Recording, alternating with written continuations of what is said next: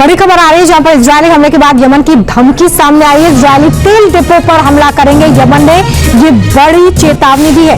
Israel के बुनियादी ढांचे पर भी हम हमला करेंगे, यमन ने कहा है। तो देखिए अब जिस तरीके से अटैक हुआ है उसका बदला लेने की तैयारी में यमन नजर आ रहा है। इजरायल को सीधी सीधी चुनौती यहाँ पर यमन की तरफ से दी गई है और बताया गया है कि वो तेल डिपो को निशाना बनाने वाले हैं। बुनियादी ढांचे पर भी एक बड़ा अटैक करने की धमकी यमन ने इजरायल को दे दी। हालांकि देखना होगा कि इजरायल का अगला कदम क्या होता है, लेकिन ये अपने आप में एक बड़े मोर्चे को यहाँ पर जन्म देता हुआ नजर आ रहा है जहां पर इजरायल लड़ेगा।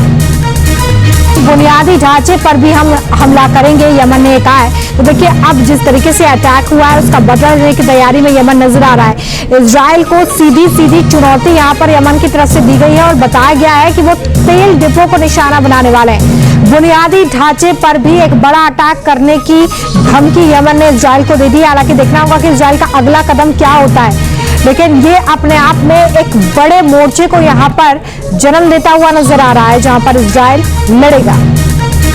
बुनियादी ढांचे पर भी हम हमला करेंगे, यमन ने कहा है। तो देखिए अब जिस तरीके से अटैक हुआ है उसका बदला लेने की तैयारी में यमन नजर आ रहा है। इजरायल को सीधी सीधी चुनौती यहाँ पर यमन की तरफ से दी गई है और बताया गया है कि वो तेल डिपो को निशाना बनाने वाले हैं। बुनियादी ढांचे पर भी एक बड़ा अटैक करने की धमकी यमन ने इजरायल को दे दी। हालांकि देखना होगा कि इजरायल का अगला कदम क्या होता है, लेकिन ये अपने आप में एक बड़े मोर्चे को यहाँ पर जन्म देता हुआ नजर आ रहा है जहां पर इजरायल लड़ेगा।